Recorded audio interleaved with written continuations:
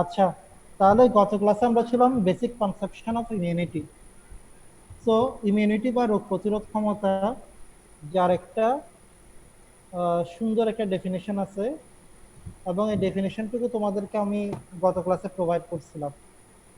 ইমিউনোলজির একটা ডেফিনেশন হচ্ছে branch of medical science which deals with the study of development and function of both cellular and humoral component of the immune system, by which the body reacts to expel, destroy, or neutralize foreign substances, including pathogenic microorganisms.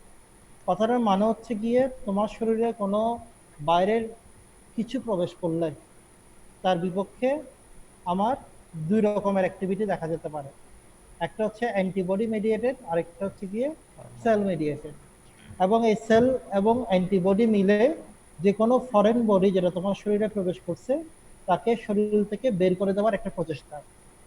আর এই প্রচেষ্টার নামই হচ্ছে গিয়ে immune system বা রোগ প্রতিরোধ ক্ষমতা। তো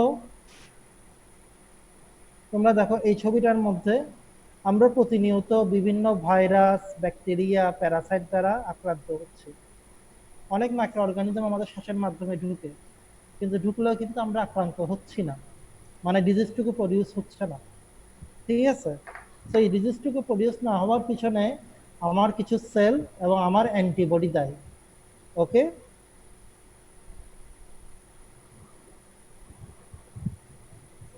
পরে এরপরে যেটা আমাদের জন্য ইম্পর্টেন্ট সেটা হচ্ছে কি ইমিউনিটিকে ক্লাসিফিকেশন করা।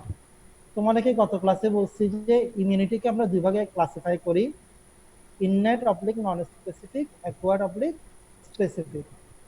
ওকে, Yes. এই অ্যাকোয়ার্ডকে আবার ভাগ করা যায়। ভাগটুকু কিভাবে করব সেটা আমি পরে আসতেছি। তাহলে আমরা ইননেট এবং অ্যাকোয়ার্ড প্রথমে এই দুই ভাগটুকু জানলাম। ইননেটকে বলা হয় first and second line of defence, অ্যাকোয়ার্ডকে বলা হয় থার্ড লাইন অফ ডিফেন্স। এখন ফার্স্ট লাইন অফ ডিফেন্স বলতে কি বুঝি? এই যে আমার স্কিন, এটা হচ্ছে ফার্স্ট লাইন অফ ডিফেন্স।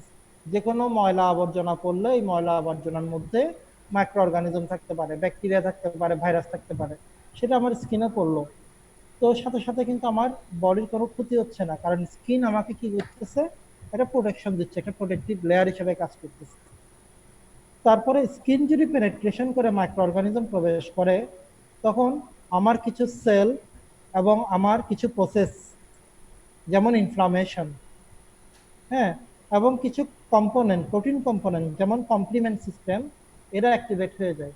কিছু সেল যেমন নিউট্রোফিল, ম্যাক্রোফেজ, কিছু প্রোটিন কম্পোনেন্ট যেমন কমপ্লিমেন্ট সিস্টেম, এবং কিছু কিছু ইনফ্লামেটরি প্রসেস এখানে অ্যাক্টিভেট হয়ে যায়। এরা সেকেন্ড লাইন অফ ডিফেন্স হিসাবে কাজ করে। তারপরে সেকেন্ড লাইন অফ ডিফেন্সের পরে আমার specific third line of defence এগিয়ে আসবে। ঠিক আছে, এবং এই থার্ড লাইন অফ ডিফেন্সের একটা ক্যারেক্টারিস্টিক হচ্ছে গিয়ে সে মাইক্রো অর্গানিজমকে চিহ্নিত করতে পারে আলাদা করে। কিন্তু ফার্স্ট এবং second line of defence micro অর্গানিজমকে আলাদা করে চিনতে পারে না। তারা শুধু চিনতে পারে এটা একটা মাইক্রো অর্গানিজম এবং তাকে ইনহিবিট করতে হবে, তাকে আটকায় রাখতে হবে অথবা ডিস্ট্রয় করতে হবে। কিন্তু থার্ড লাইন অফ ডিফেন্স আলাদা করে চিনতে পারে এটা স্টেফাইলোকক্কাস অরিয়াস, এটা স্ট্রেপ্টোকক্কাস পায়োজেন্স, এটা মাইকোব্যাকটেরিয়াম টিউবারকুলোসিস এটসেট্রা। ওকে, তারপরে আমি যেটা বলছিলাম ক্রাইটেরিয়া অফ ইননেট ইমিউনিটি, এটা পরীক্ষার জন্য খুব বেশি important. Criteria of innate immunity, innate acquired দুটাই অ্যাকচুয়ালি আমাদের বডিরই কম্পোনেন্ট। তো ইননেট ইমিউন সিস্টেমটাকে কিছু ক্রাইটেরিয়াতে ভাগ করা হয়েছে, অ্যাকোয়ার্ড ইমিউন সিস্টেমকে কিছু ক্রাইটেরিয়াতে ভাগ করা হয়েছে। তো ইননেট ইমিউনিটি ক্রাইটেরিয়া কি? They are present from birth, response are broad spectrum, that is antigen non specific. That means তারা মাইক্রো অর্গানিজমকে চিনবে কিন্তু কোনটা কোন মাইক্রো অর্গানিজম সেটা চিনবে না।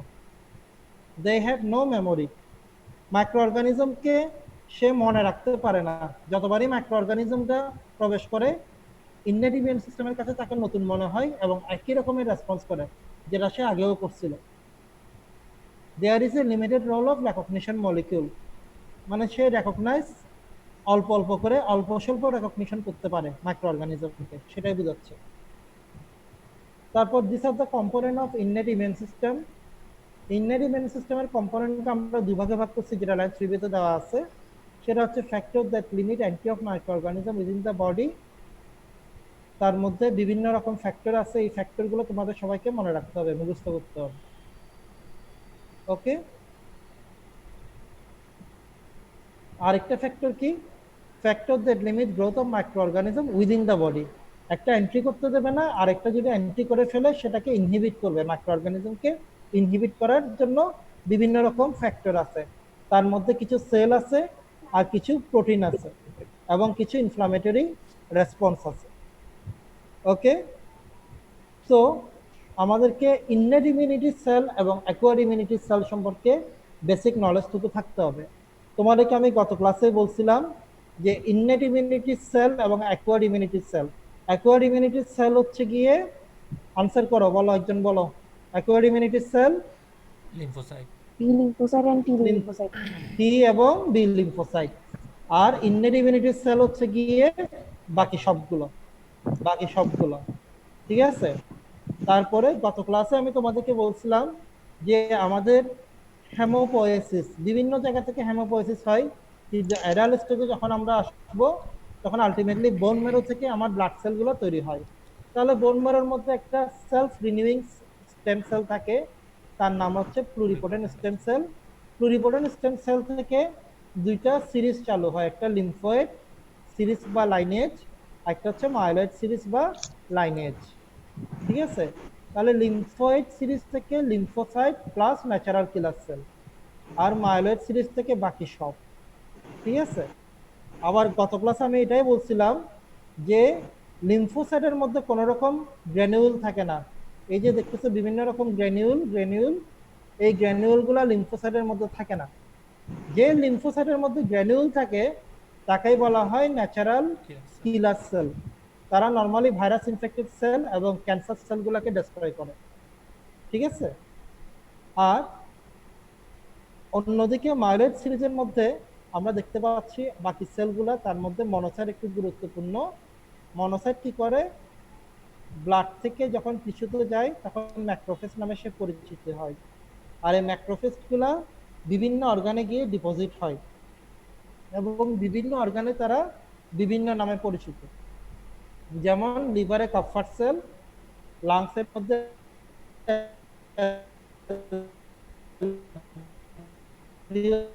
কিডনিতে মেসেঞ্জিয়াল সেল, বোনসে অস্টিওক্লাস্ট, তারপর ব্রেনের মধ্যে মাইক্রোগ্লায়া।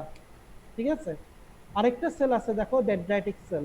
ডেনড্রাইটিক সেলটুকু গুরুত্বপূর্ণ, এটা পরে বুঝবা কেন বলতেছি এটা। এটাও কিন্তু মনোসাইট থেকে ডেভেলপ হয়। ওকে, তো আমরা অ্যাকচুয়ালি অনেকগুলো সেলের নাম শুনি জানি।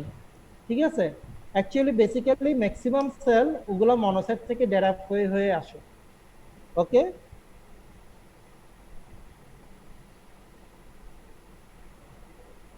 তারপর আমি যেটা বললাম, আমরা যখন ইমিউন সিস্টেমের অর্গানগুলো নিয়ে পড়ি তার মধ্যে একটা গুরুত্বপূর্ণ রোল হচ্ছে গিয়ে থাইমাসের। ঠিক আছে, থাইমাস ফার্স্ট ইয়ার সেকেন্ড ইয়ারে খুব একটা গুরুত্ব সহকারে পড়ানো হয় না, কিন্তু আমাদের ইমিউনোলজির জন্য এই থাইমাসটা অনেক বেশি গুরুত্বপূর্ণ। এবার আসে অ্যাকোয়ার্ড ইমিউনিটি। অ্যাকোয়ার্ড ইমিউনিটিটুকু বললাম অ্যান্টিজেন স্পেসিফিক ডিফেন্স মেকানিজম। এটা স্পেসিফিক্যালি যে কোনো মাইক্রো অর্গানিজমকে আইডেন্টিফাই করতে পারে। ঠিক আছে, অ্যান্টিজেন কি জিনিস এটার উপর আলাদা চ্যাপ্টার আছে। আপাতত শুধু মনে রাখো যে অ্যান্টিজেন হচ্ছে গিয়ে এক ধরনের প্রোটিন, ফ্যাট বা কার্বোহাইড্রেট যেটা কিনা মাইক্রো অর্গানিজমের গায়ে থাকে। বিশেষ করে দে আর প্রোটিন ইন নেচার। মাইক্রো অর্গানিজমের আমাদের যেমন হাত পা থাকে, মাইক্রো অর্গানিজমও বিভিন্ন রকম অর্গান থাকে, like cell wall, like flagella, like fimbria. তো ওগুলা ম্যাক্সিমাম প্রোটিন দ্বারা তৈরি হয়। আর এই স্ট্রাকচারগুলা ফ্লাজেলা, ফিমব্রিয়া বা সেল ওয়ালকে আলাদা আলাদাভাবে অ্যান্টিজেন হিসাবে উল্লেখ করা হয়। ওকে, so acquired immunity, antigen specific defense mechanism, they take several days to become protective, designed to remove specific antigen. ঠিক আছে, এখন আমাদের কি সমস্যা হচ্ছে করোনা ভাইরাস নিয়ে। করোনা ভাইরাসে বলা হচ্ছে প্লাজমা থেরাপি। ঠিক আছে, প্লাজমা থেরাপি মানে কি, আমরা যখন ব্লাড কালেকশন করি ব্লাড থেকে সেলুলার এলিমেন্ট সরায়ে প্লাজমাটুকু রেখে দিই, আর এই প্লাজমার মধ্যে অ্যান্টিবডি থাকে। তো আশা করা হচ্ছে যে এই অ্যান্টিবডিগুলো যখন যখন প্লাজমাটুকু আরেকজন করোনা আক্রান্ত শরীরে প্রবেশ করাবো, তখন এই প্লাজমার মধ্যে বিদ্যমান অ্যান্টিবডিগুলা করোনা ভাইরাসের সাথে বাইন্ড করবে এবং করোনা ভাইরাসকে নিউট্রালাইজ করে দেবে, তাকে আর কোনো সেলে ঢুকতে দেবে না। ঠিক আছে, এরকম একটা ধারণা নিয়ে প্লাজমা থেরাপি শুরু করা হয়েছে। কিন্তু একজন করোনা ভাইরাস দ্বারা আক্রান্ত মানুষের শরীরে অ্যান্টিবডি তৈরি হতে কমপক্ষে এক সপ্তাহ সময় লাগে, 7 days সময় লাগে। ওই জন্যই বললাম যে they take several days to become protective. Okay, আচ্ছা, এটা আরো বুঝবো আমরা যখন সামনে যাব। তারপরে হচ্ছে আমি যেটা পড়াচ্ছিলাম সেটা ক্রাইটেরিয়া অফ অ্যাকোয়ার্ড ইমিউনিটি। এই ক্রাইটেরিয়াগুলো তোমাদের পরীক্ষার জন্য মনে রাখতে হবে। They are specific third line of defence, they develop throughout life. Actually এগুলো ইননেট ইমিউনিটি অ্যাকোয়ার্ড ইমিউনিটি দুটোটা নিয়ে আমরা জন্মাইছি, কিন্তু অ্যাকোয়ার্ড ইমিউনিটি সময়ের সাথে সাথে নিজেকে ইমপ্রুভ করতে পারে। ঠিক আছে, ওই জন্য বলা হচ্ছে develop throughout life. Acquired after exposure to substance supplement and amplify the protection offered by innate immunity. They are antigen specific, mediated by lymphocyte, they are systemic and they have memory.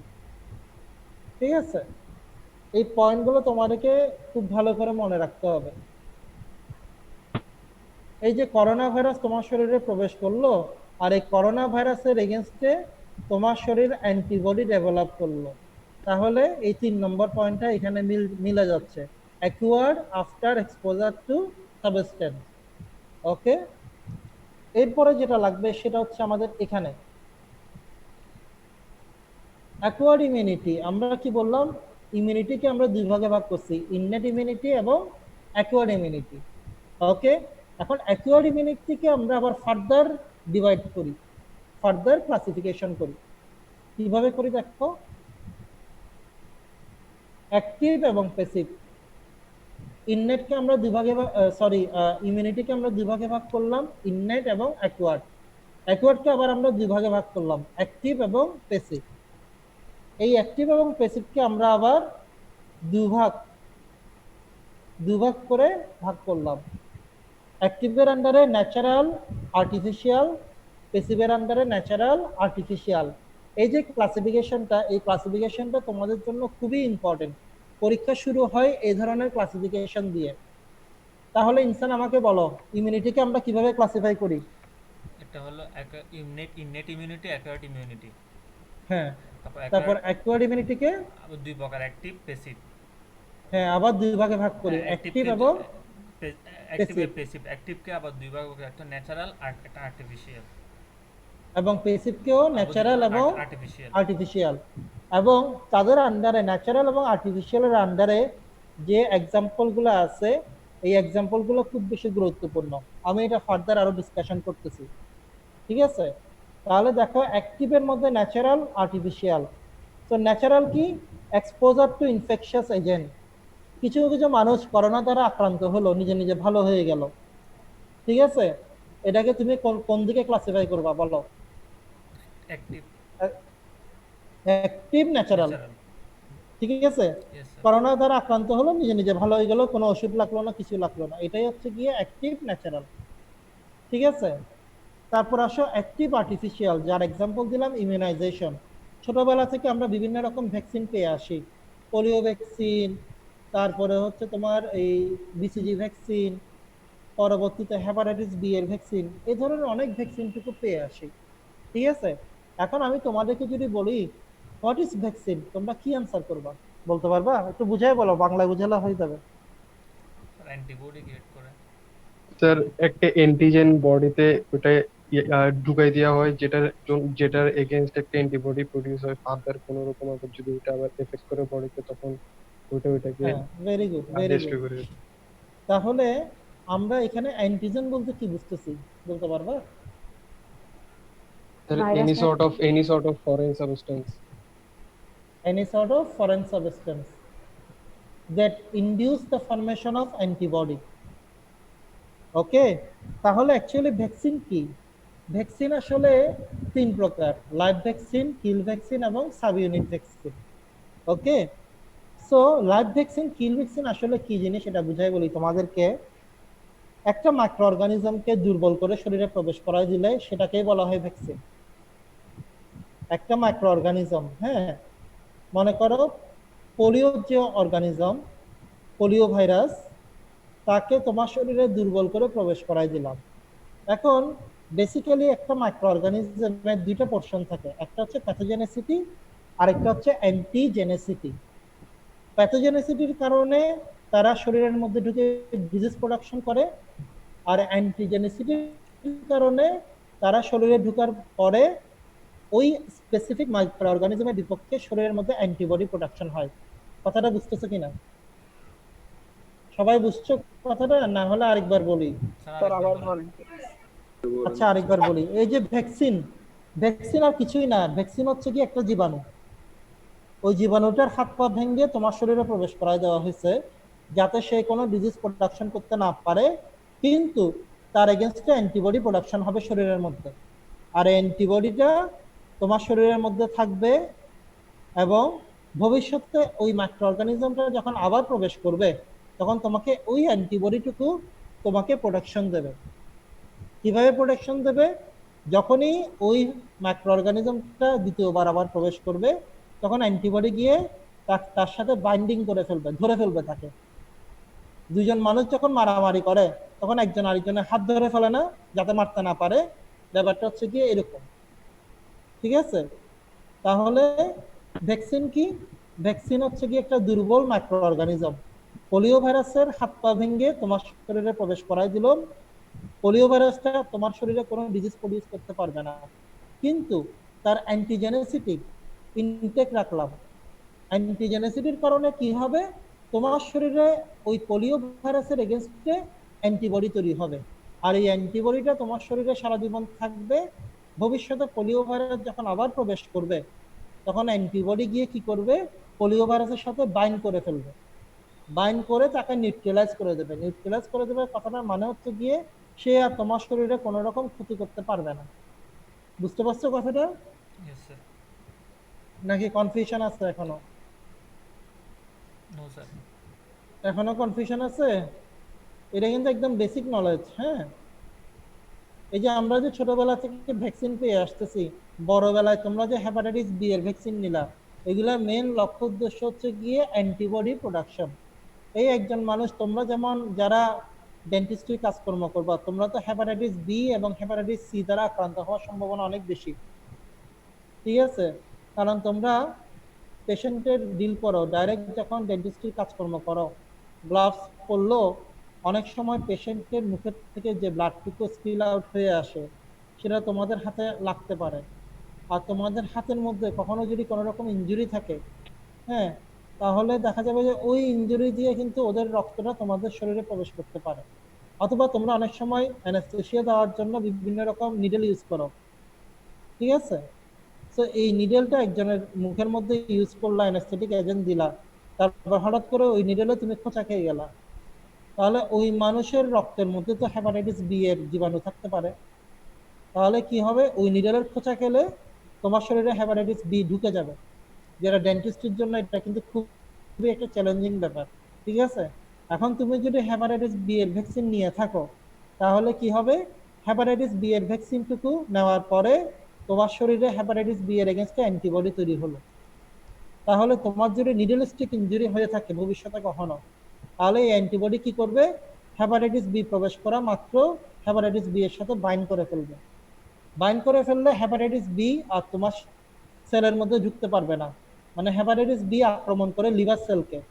তো antibody যখন রক্তে থাকা অবস্থায় hepatitis B এর জীবাণুর সাথে bind করে ফেলবে, তখন এই হেপাটাইটিস বি তোমার লিভারে আর প্রবেশ করতে পারবে না, এবং তুমি সেফ থাকবে। বুঝতে পারছো? এটাই হচ্ছে কি ইমিউনাইজেশন। এরপরে আসো পেসিভ। পেসিভকে আমরা দুই ভাগে ভাগ করছি, ন্যাচারাল এবং আর্টিফিশিয়াল। ন্যাচারাল হচ্ছে গিয়ে ম্যাটার্নাল অ্যান্টিবডি, এটা বুঝাই বলতেছি। আর আর্টিফিশিয়াল হচ্ছে অ্যান্টিবডি ফ্রম আদার সোর্স। কিছু ছবি দেখলে ক্লিয়ার হয়ে যাবে তোমাদের। আচ্ছা, এখন দেখো অ্যাকুয়ার্ড ইমিউনিটি দুইভাবে কাজ করে। কি দুইভাবে কাজ করে সেটা আমাদের ডেফিনেশনের মধ্যে চলে আসছিল। একটা হচ্ছে humoral immunity, that means antibody mediated immunity. আর একটা হচ্ছে গিয়ে তোমার সেল মেডিয়েটেড ইমিউনিটি, যেখানে আমার লিম্ফোসাইট গুলো অ্যাক্টিভিটি দেখায়। তাহলে আমি কি বললাম? ইমিউনিটিকে আমরা দুই ভাগে ভাগ করছি, ইননেট এবং অ্যাকোয়ার্ড। অ্যাকুয়ারকে আবার আমরা দুই ভাগে ভাগ করছি, ন্যাচারাল এবং অ্যাক্টিভ এবং প্যাসিভ। অ্যাক্টিভ প্যাসিভকে আবার আমরা দুই ভাগে ভাগ করছি, ন্যাচারাল আর্টিফিশিয়াল, ন্যাচারাল আর্টিফিশিয়াল। তারপরে কি বললাম, অ্যাকুয়ার্ড ইমিউনিটি দুভাবে কাজ করে, একটা হচ্ছে গিয়ে অ্যান্টিবডি দ্বারা, আরেকটা হচ্ছে গিয়ে সেল দ্বারা। অ্যান্টিবডি তো অ্যান্টিবডি, ঠিক আছে, অ্যান্টিবডির উপরে আলাদা একটা চ্যাপ্টার আছে। আর সেল মেডিয়েটেড মানে হচ্ছে গিয়ে কোনটা, ওই যে লিম্ফোসাইট দ্বারা, ঠিক আছে। তাহলে রোল নাম্বার 10, আমি কি বললাম বলো তো এখন? রোল নাম্বার 10 আছে জ্যামিমা? আছে। হ্যাঁ, ওয়ালাইকুম আসসালাম। তাহলে আমি যে কথাটা বললাম এখন একটু বলো তো আবার। ইমিউনিটি কিভাবে কাজ করে? হ্যাঁ, জোরে বলো, শুনি না। ইমিউনিটি কিভাবে কাজ করে? ইমিউনিটিকে আমরা দুই ভাগে ভাগ করি, একটা ইননেট একটা ইকুয়েট। ইননেট এবং অ্যাকুয়ার্ড। হ্যাঁ, তারপরে দেন ইকুয়েটকে আবার দুই ভাগে ভাগ করা হচ্ছে, একটা অ্যাক্টিভ এবং প্যাসিভ। একটা অ্যাক্টিভ একটা প্যাসিভ, হ্যাঁ, তারপরে অ্যাক্টিভ এবং প্যাসিভকে আবার আমরা দুই ভাগে ভাগ করি, একটা ন্যাচারাল আর্টিফিশিয়াল, এভাবে ন্যাচারাল এবং আর্টিফিশিয়াল। আর্টিফিশিয়াল। তারপর আমি কি বললাম, ইকুয়েট ইমিউনিটি কিভাবে কাজ করে, একটা হচ্ছে কি সেল মিডিয়েটেড আর একটা হচ্ছে হিউম্যান হিউমারাল ইমিউনিটি। বা অ্যান্টিবডি মেডিয়েটেড। হ্যাঁ, হিউমারাল এবং অ্যান্টিবডি একই কথা, ঠিক আছে। তাহলে সে দুই ভাগে কাজ করে, একটা হচ্ছে সেল মেডিয়েটেড, আরেকটা হচ্ছে গিয়ে একটা হচ্ছে অ্যান্টিবডি অ্যান্টিবডি। Antibody mediated. আরেকটা ইন্টারেস্টিং কথা দেখো, cell mediated immunity eliminate intracellular pathogen, আর humoral immunity effective against extracellular pathogen. এটা কিন্তু ইম্পর্টেন্ট কথা। এই যে আমরা বিভিন্ন রকম ভাইরাস দ্বারা আক্রান্ত হই, হ্যাঁ, এবং নিজে নিজে ভালো হয়ে যায়, ঠিক আছে। ভাইরাসকে আমি কিভাবে ক্লাসিফাই করছিলাম, ভাইরাস হচ্ছে গিয়ে সেলুলার, তারা নিজস্ব কোনো সেল নাই, তারা হিউম্যান সেল বা অ্যানিম্যাল সেলে গিয়ে আশ্রয় নেয়, এবং তারা কি করে, নিজের অনেকগুলো কপি তৈরি করে, ক্লোন তৈরি করে। আর এই ক্লোনগুলো তৈরি হওয়ার পরে তারা কি করে, আমাদের সেলকে বিভিন্নভাবে ক্ষতিগ্রস্ত করে। ওকে, তাহলে এখন আমাকে বলো, ভাইরাসের এগেনস্টে কোন ইমিউনিটি বেশি কার্যকর, সেল মেডিয়েটেড নাকি অ্যান্টিবডি মেডিয়েটেড? Cell mediated. অবশ্যই সেল মেডিয়েটেড, তাই না? তাহলে সেল মেডিয়েটেড ইমিউনিটি কিন্তু ভাইরাসের বিপক্ষে অধিকতর কার্যকর। ওকে, আচ্ছা, পরবর্তী স্লাইডে আসো। এই যে natural active, natural passive, artificial active, artificial passive, ঠিক আছে। এটাকে আমরা এখন এক্সাম্পল দিই। Natural active, clinical or subclinical infection. যেমন আমাদের ছোটবেলায় অনেকের মামস ছিল, তাই না? হয়েছে না অনেকের? Yes, sir. এই মামস কিন্তু একবার হলে আর হবে না, ঠিক আছে। চিকেন পক্স নর্মালি দেখা যায় যে একবার হলে আর হয় না। কেন হয় না? কারণ হচ্ছে গিয়ে মামস ভাইরাস বা চিকেন পক্সের যে ভাইরাসটুকু আছে, এটা শরীরে একবার প্রবেশ করলে তার বিপক্ষে খুব সুন্দর করে অ্যান্টিবডি তৈরি হয়, যার কারণে ভবিষ্যতে সে যতবারই প্রবেশ করুক না কেন, অ্যান্টিবডি কি করবে, এই মামস বা চিকেন পক্স ভাইরাসকে আটকায় দেবে। সে আর তোমার সেলের মধ্যে প্রবেশ করতে পারবে না এবং কোনো রকম ডিজিজ প্রোডাকশন করতে পারবে না। তাহলে একটা জ্বরে ভোগার পরে নিজে নিজে ভালো হয়ে গেল, এটাই হচ্ছে গিয়ে ন্যাচারাল অ্যাক্টিভ। এবার আসো ন্যাচারাল প্যাসিভ। দেখো, antibody pass from mother to foetus, এটা খুব বেশি গুরুত্বপূর্ণ, ঠিক আছে। অ্যান্টিবডি বা ইমিউনোগ্লোবিউলিন, তোমরা কি ফিজিওলজিতে একটু পড়ছিলা, একটুখানি পড়ানো হয়েছিল? মানে অ্যান্টিবডি, ইমিউনোগ্লোবিউলিন, এই ধরনের কথাবার্তাগুলো ফিজিওলজিতে কিছু টাচ করা হয়েছিল কিনা? না স্যার। জি স্যার। পড়ানো হয়েছিল? আচ্ছা, তাহলে অ্যান্টিবডি বা ইমিউনোগ্লোবিউলিন এটা একই কথা। আর ইমিউনোগ্লোবিউলিনের গুলো অনেকগুলো টাইপ আছে, 5টা টাইপ আছে। টাইপগুলোর নাম জানো তোমরা? GAMED, GAMED। ইমিউনোগ্লোবিউলিন GAMED, তাহলে এই ইমিউনোগ্লোবিলিন বা অ্যান্টিবডিগুলা এগুলা কিন্তু তোমার জন্য প্রোটেকশন বয়ে আনতেছে, ঠিক আছে? এই প্রোটেকশনগুলো তুমি নিজে তৈরি করতে পারো অথবা তুমি অন্য কোনো সোর্স থেকে পেতে পারো। একটা বাচ্চা যখন মাত্র জন্মায় তার কাছে কিন্তু একটা অ্যান্টিবডি তৈরি হতে সময় লাগে, ঠিক আছে? কিন্তু সে জন্মানো মাত্রই তার আশেপাশের এনভায়রনমেন্ট থেকে বিভিন্ন রকম মাইক্রো অর্গানিজম দ্বারা সে আক্রান্ত হতে পারে, ঠিক আছে? তাহলে এই আক্রান্ত হতে পারে, বিভিন্ন রকম মাইক্রো অর্গানিজম তার শরীরে প্রবেশ করে, কিন্তু সাথে সাথে তার তো কোনো ডিজিজ হচ্ছে না, ম্যাক্সিমাম বাচ্চা সুস্থ থাকে। কেন সুস্থ থাকতেছে? কারণ সে জন্মগতভাবে মা থেকে কিছু অ্যান্টিবডি পেয়ে আসে, ঠিক আছে? তার মধ্যে একটা হচ্ছে ইমিউনোগ্লোবিলিন জি, যেটা মায়ের শরীরে থাকা অবস্থায়, ইউটেরাসে থাকা অবস্থায় মা থেকে বাচ্চার কাছে যায়, সেটা হচ্ছে গিয়ে ইমিউনোগ্লোবিলিন জি, ঠিক আছে? ওকে, তো বাচ্চা যখন জন্মায় সেই ইমিউনোগ্লোবিলিন জি নিয়ে জন্মায় এবং বিভিন্ন রকম ব্যাকটেরিয়া বা ভাইরাস থেকে ইমিউনোগ্লোবিলিন জি তাকে সেভ করে, ঠিক আছে? এমনকি মায়ের ইউটেরাসে থাকা অবস্থায়ও মা যদি কোনো ডিজিজ দ্বারা আক্রান্ত হয় আর ওই মাইক্রো অর্গানিজমটা যদি প্লাসেন্টার ব্যারিয়ার ক্রস করে বাচ্চার কাছে চলেও আসে, তখনও দেখা যায় যে এই ইমিউনোগ্লোবিলিন জি তাকে সেভ করে রাখে, ঠিক আছে? তারপরে বাচ্চা জন্ম হওয়ার পরপরই বাচ্চাকে ব্রেস্ট ফিডিং করানো হয়। ওকে, ব্রেস্ট ফিডিং এর মধ্যে প্রথম যে মিল্কটুকু আসে সেটাকে বলা হয় কোলোস্ট্রাম, বাংলায় যেটাকে আমরা বলি শাল দুধ, ঠিক আছে? ওইটাকে বলা হয় বাচ্চার ফার্স্ট ভ্যাকসিনেশন, কারণ ওই শাল দুধের মধ্যে প্রচুর পরিমাণে ইমিউনোগ্লোবিলিন এ থাকে। Immunoglobulin G A M E D বললো না, তার মধ্যে মাদার মিল্কের মধ্যে ইমিউনোগ্লোবিলিন এ থাকে, আর এই ইমিউনোগ্লোবিলিন এ বাচ্চার রোগ প্রতিরোধ ক্ষমতা অনেক গুণ বাড়ায় দেয়, ঠিক আছে? তো বাচ্চা যে প্রথম দিকে যে মিল্কটুকু পায়, প্রথম 1 সপ্তাহ বা 4-5 দিন যে মিল্কটুকু আসে সেটা একটু ব্ল্যাকিশ কালার হয়, শাল দুধ যেটা সেটা একটু ব্ল্যাক কালার হয়, ঠিক আছে? সো এই ব্ল্যাক কালারের যে মিল্কটুকু আছে এটা আসলে খুবই নিউট্রিশিয়াস সাবস্টেন্স বাচ্চার জন্য, ঠিক আছে? তো প্রাচীনকালে করতো কি, ওই ব্রেস্ট মিল্কটুকু ফেলে দেওয়া হতো, কালো রঙের তো, কালো রঙের দেখে কি হলো,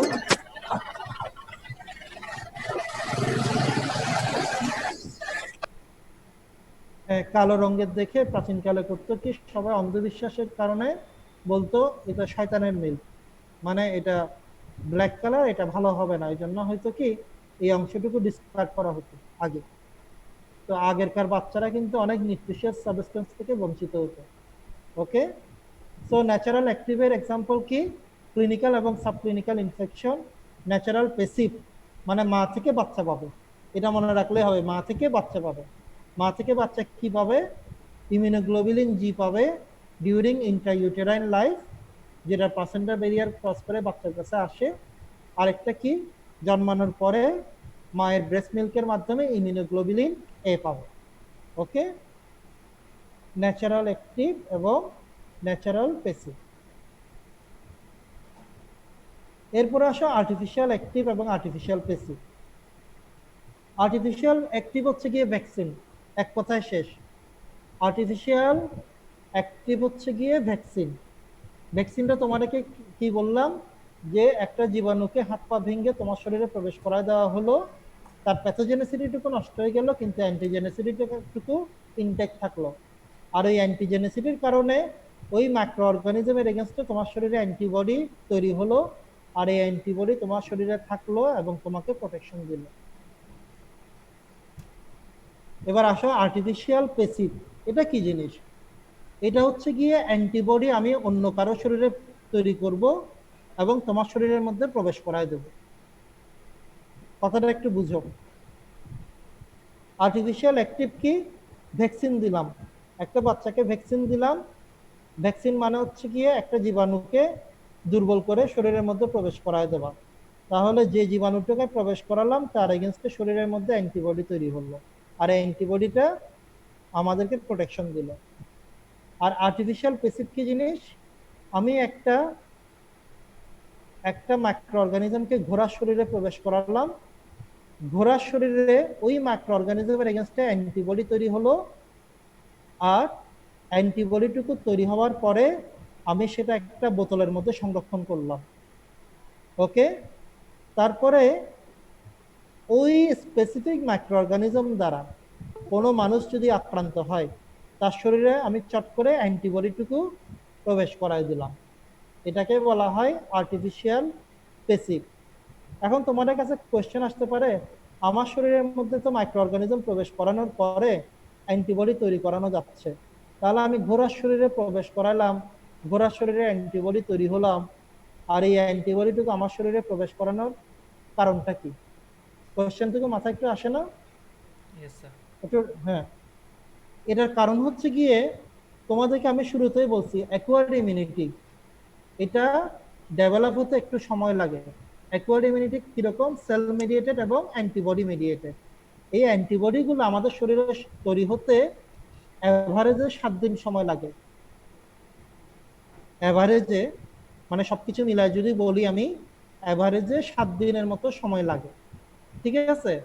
এখন তুমি হেপাটাইটিস বি দ্বারা, তুমি একজন ডেন্টিস্ট, তুমি একজন মানুষের মুখের কাজ করতে গেলা, ডেন্টিস্টের কাজ করতে গেলা, তাকে অ্যানেস্থেসিয়া দেওয়ার পরে ওই নিডেলের গুতা খাইলা, এখন ওই মানুষটা দুর্ভাগ্যক্রমে হেপাটাইটিস বি পজিটিভ।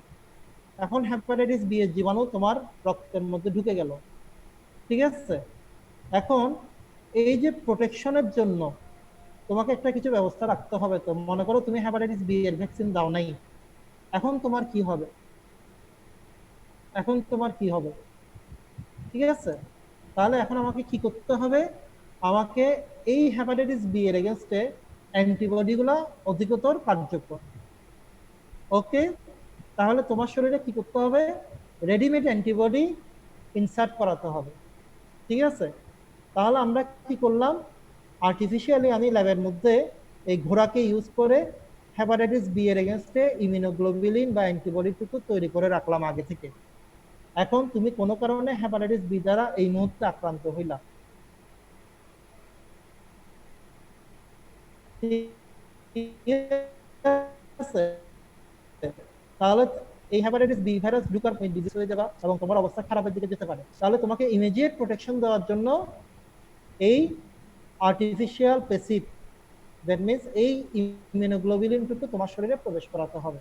ঠিক আছে, তাহলে এইগুলা বিভিন্ন জায়গায় ইমিউনোগ্লোবুলিন নামে পরিচিত। কথাটুকু বুঝছো কিনা তোমরা? জি স্যার।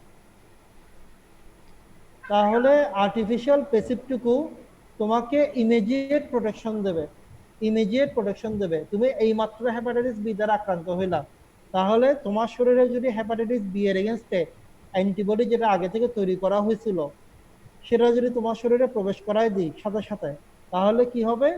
হেপাটাইটিস বি ভাইরাস রক্তে থাকা অবস্থায় তার সাথে অ্যান্টিবডিগুলো বাইন্ড করে তাকে নিউট্রিলাইজ করে দেবে, যাতে সে তোমার লিভার সেলকে আর এফেক্ট করতে না পারে। ওকে, তাহলে এটাই হচ্ছে গিয়ে আর্টিফিশিয়াল পেসিভের এক্সাম্পল। ওকে, এই আর্টিফিশিয়াল পেসিভকে বলা হয় শর্ট টার্ম প্রোটেকশন। সে তোমাকে এই 7 দিনের জন্য প্রোটেকশন দেবে, তার বেশি কিন্তু আর দেবে না। ওকে,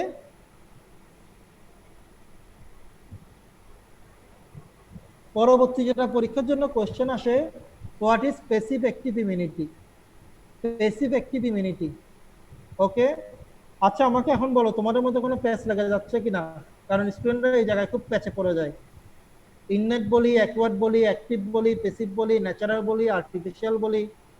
ঠিক আছে, natural active, natural passive, artificial active, artificial passive. এখন আবার কি বললাম? Passive active immunity. ঠিক আছে, তো আমি বলতে যাচ্ছি যে এই অংশটুকু আসার আগে তোমাদের কনসেপশনটুকু ক্লিয়ার হচ্ছে কিনা? রোল নাম্বার 2 আসো? ও নেট চলে গেছে বলছিল। Roll number 3 Jannatul Ferdous. জি স্যার, আসসালামু আলাইকুম। ওয়ালাইকুম সালাম। আচ্ছা, তোমার এখানে কোনো কনফিউশন আছে কিনা? কারণ আমি কিন্তু innate, acquired, active, passive, natural, artificial দিয়ে অনেক কতগুলো টার্ম নিয়ে আসছি। এখন এখানে তোমাদের কোনো প্যাচ লাগছে কিনা বলো? না স্যার, বুঝছি। বুঝছো তো? জি স্যার। আচ্ছা, তাহলে আমার পরবর্তী কথাটা হচ্ছে কি প্যাসিভ অ্যাক্টিভ ইমিউনিটি কি জিনিস, এগুলো কিন্তু তোমাদের পরীক্ষার জন্য খুবই ইম্পর্টেন্ট, পরীক্ষা শুরু হয় এগুলো দিয়ে। সো প্যাসিভ অ্যাক্টিভ ইমিউনিটিটা কি জিনিস?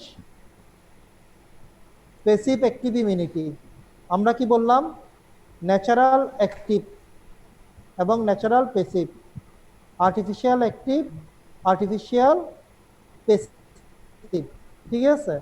এখন আমি কি বলতেছি, what is passive active immunity? এটা কি জিনিস? Immunization by both immunoglobulin and vaccination for immediate and long term protection. কথাটুকু বুঝায় বলি, ওই তোমাদেরকে বললাম ডেন্টিস্ট্রির মানুষরা কি হয়, হেপাটাইটিস বি দ্বারা আক্রান্ত হওয়ার সম্ভাবনা থাকে তাদের। নিডেলিস্টিক ইনজুরি হলো, নিডেলিস্টিক একটা ইনজুরি হলো, তারপর আমি কি বললাম যে তুমি যদি নিডেলিস্টিক ইনজুরি হয়, তুমি যদি একটা নিডেলের খোঁচা খাও আর ওই রোগীর কাছে যদি হেপাটাইটিস বি ভাইরাস থাকে, তাহলে ওই রক্তটুকু তোমার শরীরে প্রবেশ করা মাত্র তোমার শরীরের মধ্যে হেপাটাইটিস বি মিশে যাবে, মানে রক্তের মধ্যে হেপাটাইটিস বি ভাইরাস মিশে যাবে। তাহলে তোমাকে প্রথমে ইমিডিয়েট প্রোটেকশন দিতে হবে। ইমিডিয়েট প্রোটেকশন আমি কি দেব? অ্যান্টিবডি দ্বারা, যেটা কিনা আমি ঘোড়ার শরীরে তৈরি করছিলাম, ঠিক আছে? অ্যান্টিবডি বা ইমিউনোগ্লোবুলিন দ্বারা তোমাকে ইমিডিয়েট প্রোটেকশন দেব, যেটা কিনা তোমাকে 7 দিনের জন্য প্রোটেকশন দেবে। ওকে, তারপর 7 দিন পরে কি হবে? 7 দিনের জন্য সে প্রোটেকশন দিল, কিন্তু সবগুলো ভাইরাসের সাথে সে যে বাইন্ড করতে পারছে তার তো কোনো গ্যারান্টি নাই, ঠিক আছে? তাহলে 7 দিন বাদে অন্যান্য ভাইরাস যেগুলো আছে এগুলো হয়তো 7 দিনের মধ্যে বা 7 দিন পরেও তোমাকে আক্রান্ত করতে পারে, তোমার লিভার সেলকে ড্যামেজ করতে পারে। তাহলে কি করতে হবে? তোমাকে যে সময় অ্যান্টিবডিটুকু প্রবেশ করানো হয়েছে তোমার শরীরে, একই পাশাপাশি তোমাকে একটা ভ্যাকসিনও দিতে হবে, হেপাটাইটিস বি এর ভ্যাকসিনটুকু দিতে হবে। তাহলে এই দুটোটা একসাথে দিতে হবে। এটার লক্ষ্য উদ্দেশ্য কি? অ্যান্টিবডি দ্বারা তুমি প্রথম 7 দিনের প্রোটেকশন পাইলা, এটাকে বলা হয় ইমিডিয়েট প্রোটেকশন। আর তোমার শরীরে আমি যখন সাথে সাথে ভ্যাকসিনটুকু প্রবেশ করালাম, তখন হেপাটাইটিস বি এর এগেইনস্টে তোমার শরীর কিছু অ্যান্টিবডি তৈরি করবে, কিন্তু এই অ্যান্টিবডি তৈরি হতে অ্যাটলিস্ট 7 দিন সময় লাগবে, ঠিক আছে? এবং 7 দিন সময় লাগবে এবং সেটা তোমার শরীরে বছর খানেক থাকবে। তাহলে সে তোমাকে লং টার্ম প্রোটেকশন দিল, আর এই কন্ডিশনটাকে বলা হচ্ছে প্যাসিভ অ্যাক্টিভ ইমিউনিটি। এই কথাটুকু বুঝছো কি না? পরীক্ষা কিন্তু এটা জিজ্ঞেস করা হয়, বুঝাই দিতে হয় পরীক্ষার মধ্যে। প্যাসিভ অ্যাক্টিভ ইমিউনিটি তোমরা বুঝছো? জি স্যার। স্যার একটু আবার বলবেন? আচ্ছা, তাহলে আমি যেটা বললাম হেপাটাইটিস বি দ্বারা। আচ্ছা, আরেকটা এক্সাম্পল দিই তোমাদেরকে। অনেক মানুষকে দেখো না, রোড ট্রাফিক অ্যাক্সিডেন্ট হয়, ঠিক আছে? রোড ট্রাফিক অ্যাক্সিডেন্ট হয়, অথবা কেউ কোনো মেটাল সাবস্টেন্স খোঁচা খেলো, বা কোনো পুরানো জং ধরা প্যারাক তোমার হাতে ফুটে গেল, ঠিক আছে? তাহলে আমরা বেসিক্যালি কি বলি? একটা একটা জিনিস দিতে বলি, একটা ইনজেকশন দিতে বলি। কি জিনিস বলো তো সেটা? টিটেনাস। এটিএস। এটিএস, ঠিক আছে? Very good, ATS. এটা কিন্তু তোমরা ছোটবেলা থেকে সবাই শুনে আসছো যে একটা পুরানো প্যারাক ফুটলো বা কোথাও রাস্তাঘাটে হাত পা কেটে গেল বা ইনজুরি হলো, প্রথমে কি করে? একটা এটিএস দিয়ে দেয়। এটিএস কি? এটিএস হচ্ছে গিয়ে অ্যান্টি টিটেনাস সিরাম, ঠিক আছে? টিটেনাস, ক্লস্ট্রিডিয়াম টিটেনি, এটা একটা জীবাণু, একটা ব্যাকটেরিয়া, ঠিক আছে? এ কি করে? টিটেনাস নামে একটা ডিজিজ করে। টিটেনাসের বাংলা হচ্ছে কি ধনুষ্টঙ্কার। নাম শুনছো? জি স্যার। জি স্যার। আচ্ছা আচ্ছা, এখন দেখো একজন মানুষ রোড ট্রাফিক অ্যাক্সিডেন্ট হলো, এখন আমাদের যে মাটি আছে, সয়েলের মধ্যে ক্লস্ট্রিডিয়াম টিটেনিস জীবাণুগুলো থাকে, সব সময় থাকে, ঠিক আছে? তো এখন রোড ট্রাফিক অ্যাক্সিডেন্ট হলো, তার হাত পা সব ছিঁড়ে গেল, ব্লিডিং হওয়া শুরু করলো, এবং ওই ব্লিডিং সাইডের মধ্যে এই ধুলাবালি ময়লাগুলো লাগলো, ঠিক আছে? তো ধুলাবালি ময়লা লাগা মানে ক্লস্ট্রিডিয়াম টিটেনি মানে বডির মধ্যে ইন্ট্রোডিউস হয়ে যাওয়া। তো এখন কি করলো? ডাক্তারের কাছে গেল, ডাক্তার এটা পরিষ্কার করে দিল, পরিষ্কার করে দেওয়ার পরে এটিএস ইনজেকশন মেরে দিল। তার পাশাপাশি সে আরো একটা ইনজেকশন দেবে, তার নাম হচ্ছে টিটি, টিটেনাস টক্সয়েড। নাম শুনছো? আচ্ছা, তাহলে এটিএস এবং টিটি এই দুইটা সে একসাথে কেন দেবে? কারণ যাতে তোমার ধনুষ্টঙ্কন না হয়। ধনুষ্টঙ্কন না হয় মানে তোমাকে এটিএস দেওয়ার লক্ষ্য উদ্দেশ্য হচ্ছে গিয়ে তোমার শরীরে ইমিডিয়েট অ্যান্টিবডি ঢুকাই দেওয়া, যে আমার কাছে অলরেডি অ্যান্টিবডি তৈরি করা আছে, এই অ্যান্টিবডিটুকু তোমার শরীরে প্রবেশ করাই দিলাম, যাতে এই মুহূর্তে যতগুলো টিটেনাসের জীবাণু প্রবেশ করছে তার বিপক্ষে অ্যান্টিবডি তাকে সেভ করতে পারে। ঠিক আছে, এটাকে বলা হয় শর্ট টার্ম প্রোটেকশন বা ইমিডিয়েট প্রোটেকশন। এই প্রোটেকশনটুকু 7 দিনের জন্য। ওকে, কিন্তু টিটেনাসের জীবাণু তো অ্যান্টিবডি দ্বারা সবগুলো ইনহিবিট নাও হতে পারে, তার জীবাণু আরো বডিতে থেকে যেতে পারে। তো তখন কি করতে হবে? আমাকে ভ্যাকসিনটুকু দিতে হবে। ভ্যাকসিনটুকু দিলে লাভ কি? 7 দিন পরে টিটেনাসের জীবাণুর এগেনস্টে আমাদের শরীরে অ্যান্টিবডি তৈরি হবে ভ্যাকসিন দেওয়ার ফলে। আর এই অ্যান্টিবডিগুলা যেহেতু আমার নিজের তৈরি, সেটা আমার শরীরে অনেক দিন থাকবে। তো টিটেনাসের জীবাণু যদি রক্তের মধ্যে থাকে তখন কি হবে? এইটাকে আমি 7 দিন বাদেও কি করতে পারবো? ইনহিবিট করতে পারবো, নিউট্রালাইজ করতে পারবো, যাতে আমার শরীরের মধ্যে কোনো রকম ডিজিজ প্রোডাকশন না হয়, যাতে ধনুষ্টঙ্কন না হয়। তো এই কন্ডিশনটাকে বলা হয় passive active immunity. Passive active ইমিউনিটির 3টা এক্সাম্পল আছে, দুইটা তোমাদেরকে এখনই বললাম। একটা হচ্ছে হেপাটাইটিস বি, তারপর 2 নম্বরটা হচ্ছে গিয়ে টিটেনাস, 3 নম্বর হচ্ছে গিয়ে রেবিস। 3টা এক্সাম্পল আছে, এই 3টা এক্সাম্পল পরীক্ষায় আসে, রিটেনে আসে, ভাইভাতে জিজ্ঞেস করে। একটা কি বললাম? হেপাটাইটিস বি, যেটা তোমাদের ডেন্টিস্টের জন্য খুব বেশি ইম্পর্টেন্ট। 2 নম্বর হচ্ছে গিয়ে টিটেনাস, 3 নম্বর হচ্ছে গিয়ে রেবিস। ওকে, বুঝছো তোমরা? Yes sir. আচ্ছা, এখন রেবিস কি জিনিস বলতে পারবো? রেবিসের বাংলা কি? জলাতঙ্ক। জলাতঙ্ক, ভেরি গুড। ঠিক আছে, রেবিস কেন হয়? কুকুরে কামড় দিলে। পাকলা কুকুরে কামড় দিল। পাকলা কুকুর, র্যাবিট ডগ, হ্যাঁ, যেসব কুকুর পাগল হয়ে গেছে সেগুলো যদি কামড় দেয় তাহলে তোমার রেবিস হওয়ার সম্ভাবনা থাকে, একদম কনফার্ম। ঠিক আছে, তাহলে যে আর একজন মানুষের যদি রেবিস হয় সে 100% মারা যাবে।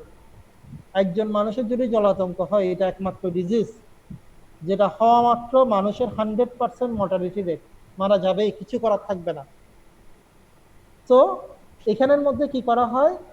আমরা সাথে সাথে অ্যান্টিবডি দিই এবং সাথে সাথে ভ্যাকসিনও প্রবেশ করাই, যাতে মানুষটা মারা না যায়।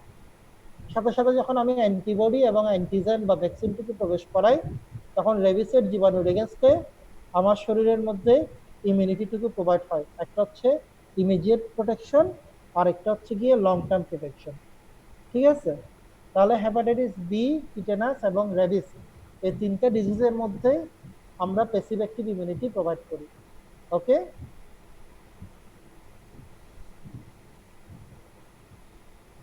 এবার আসো অ্যাক্টিভ ইমিউনিটি এবং প্যাসিভ ইমিউনিটি, এই দুইটা ডিফারেন্স, এটাও পরীক্ষার জন্য ইম্পর্টেন্ট, ভেরি ভেরি ইম্পর্টেন্ট।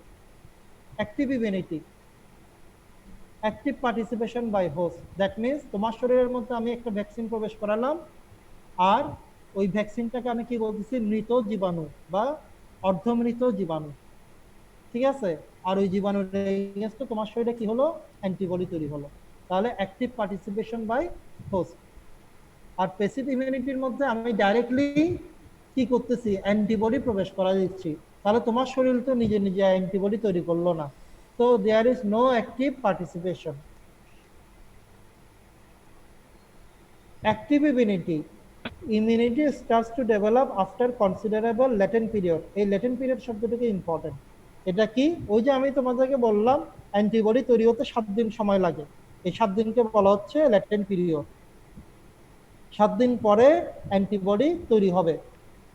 ওকে, একটা জীবাণু প্রবেশ করা 7 দিন পরে অ্যান্টিবডি প্রডিউস হবে, আর 1 থেকে এই 7 দিনকে বলা হচ্ছে ল্যাটেন্ট পিরিয়ড। কিন্তু প্যাসিভ ইমিউনিটির মধ্যে যেহেতু আমি আর্টিফিশিয়াল অ্যান্টিবডি যেটা আগে থেকে তৈরি করা আছে সেটা প্রবেশ করা start to act immediately. Active immunity long lasting, hepatitis B এ ভ্যাকসিন প্রবেশ করালাম, আর এই ভ্যাকসিনের যে অ্যান্টিবডি তৈরি করাবে সেটা তোমার শরীরে অনেক দিন থাকবে, এটাকে বলা হচ্ছে লং লাস্টিং। কিন্তু প্যাসিভ ইমিউনিটিতে যে ইমিউনোগ্লোবুলিন তোমার শরীরে প্রবেশ করালাম ঘর থেকে তৈরি হয়, সেটা হবে শর্ট লাস্টিং, 1 থেকে 7 দিন পর্যন্ত শরীরের মধ্যে থাকে। No risk of type 1 and type 3 hypersensitivity. আর এখানে রিস্ক অফ টাইপ 1 এবং টাইপ 3 হাইপারসেনসিটিভিটি। হাইপারসেনসিটিভিটি একটা বিশাল একটা চ্যাপ্টার, যেটা আমরা পরে করাবো। কিন্তু হাইপারসেনসিটিভিটি কমন টার্ম হচ্ছে গিয়ে অ্যালার্জি। তোমরা তো অ্যালার্জির নাম শুনছো, অনেকের বেগুন খেলে মুখ চুলকায়, চিংড়ি মাছ খেলে মুখ চুলকায়, তাই না? কচু খেলে মুখ চুলকায়, ঠিক আছে? এই কন্ডিশনটাকে বলা হয় অ্যালার্জিক। বা কারো নাকে একটু ধুলা পড়লে সাথে সাথে হাঁচি কাশি শুরু হয়ে যায়, এটাকে বলা হয় হাইপারসেনসিটিভিটি বা অ্যালার্জি। সো তোমার শরীরের মধ্যে একটা ভ্যাকসিন প্রবেশ করালাম, আর এই ভ্যাকসিনের এগেনস্টে অ্যান্টিবডি তৈরি হলো। এখন সবকিছু তোমার নিজের শরীরে তৈরি হলো, তাহলে এখানে অ্যালার্জি হওয়ার কোনো সম্ভাবনা নাই। কিন্তু আমি একটা অ্যান্টিবডি ঘোড়ার শরীরে তৈরি করলাম, আর এই ঘোড়ার শরীরে তৈরি করা অ্যান্টিবডি তোমার শরীরে প্রবেশ করলাম, তাহলে ওটার এগেনস্টে তোমার শরীরে হাইপার সেন্সিটিভিটি বা অ্যালার্জি হওয়ার যথেষ্ট সম্ভাবনা থাকে। ওকে, ব্যাপারটা বুঝতে পারছো সবাই? Yes sir. তাহলে আমি এদূর পর্যন্ত রাখতেছি। তো আহ, পরবর্তী ক্লাসে আমরা বাকিটা কন্টিনিউ করব। এরপরে তোমাদের মনে প্যাথোলজি ক্লাস, তাই না? Yes sir. তাহলে আমি যে তোমাদেরকে নোটগুলো প্রোভাইড করছি, নোটগুলো পড়বা। আর যে তোমাদেরকে ইমিউনোলজির বইটুকু প্রোভাইড করছি, ইমিউনোলজির বইটা এখন পড়া তোমরা শুরু করো। ওখানে তোমরা ইননেট, অ্যাকিউয়ার, অ্যাক্টিভ, প্যাসিভ এগুলো প্রথম দিকে কথাবার্তা, ওই অংশগুলা প্রথম চ্যাপ্টারটা একটু ভালো করে পড়ো, ঠিক আছে? তাহলে আমি যে কথাগুলো বললাম এই কথাগুলো তোমরা লাঞ্চ রিভিউর ওই চ্যাপ্টারটাতে পেয়ে যাবে, প্রথম চ্যাপ্টারে পেয়ে যাবে, ঠিক আছে? আচ্ছা, এখন আসো আরেকটা ইম্পর্টেন্ট কথা। ইম্পর্টেন্ট কথাটা হচ্ছে গিয়ে